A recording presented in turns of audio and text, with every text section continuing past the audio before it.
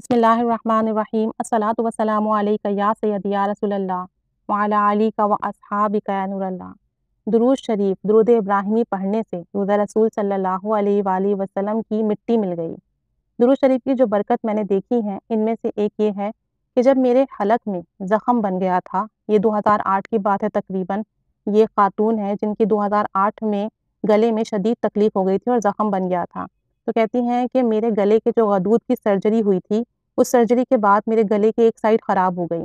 میں نے 4 specialist doctors کو چیک کروایا، علاج کرواتی رہی، میڈیسنس لیتی رہی، لیکن مرض ختم ہونے کے بجائے بڑھتا چلا گیا۔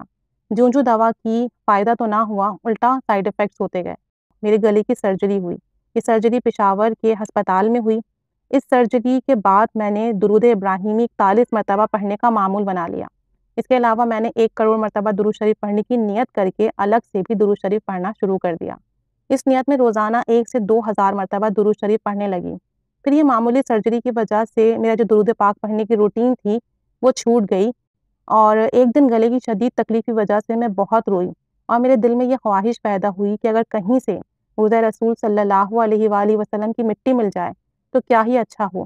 اگر میں روزہ رسول صلی اللہ علیہ وسلم کی تھوڑی سی مٹی کھا لوں تو میرا یہ گلا ٹھیک ہو جائے گا۔ کیا ہی پیارا عقیدہ ہے کہ نبی کریم صلی اللہ علیہ وآلہ وسلم کی در سے منسلک ہونے والی ہر چیز شفا ہے۔ اسی خواہش کو سوچتے سوچتے میری آنکھ لگ گئی۔ خواب میں کیا دیکھتی ہوں کہ روزہ رسول صلی اللہ علیہ وآلہ وسلم کی سنہری جالیوں کے پاس کھڑی ہوں، اور ایک داڑھی والا شخص جالیوں کے اندر موجود ہے، اور بھی بہت سے لوگوں کی وہاں بھیڑ لگی ہوئی ہے۔ میں نے روزہ رسول صلی اللہ علیہ وسلم کی صفائی کرنے والے ایک شخص سے کہا کہ اندر جو بچھے قالین ہیں، جو قالین بچھے ہوئے ہیں، ان پر جو گرد و غبار ہے، مجھے اس میں سے تھوڑی سی مٹی دے دو۔ وہ شخص جب مجھے قالین پر سے مٹی اٹھا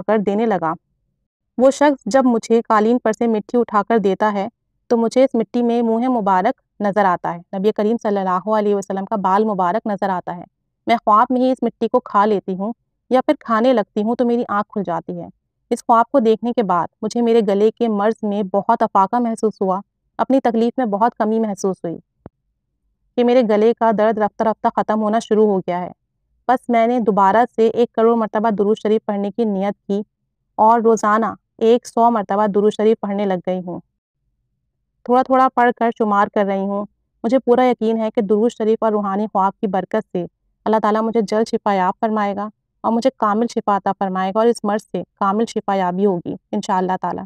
اللہ تعالیٰ ان پر خصوصی کرم اور فضل فرمائے، ان پر رحمت کی نگاہ فرمائے، انہیں ان کے مرض میں خصوصی شفا عطا فرمائے، اور ان کے درود پاک کا سفر ایسے ہی جاری و ساری رہے۔ اللہ تعالیٰ ان پر خصوصی کرم اور فضل فرمائے، آمین بجاہ النبی الآمین صلی اللہ علیہ محمد صلی اللہ علیہ وآلہ وسلم۔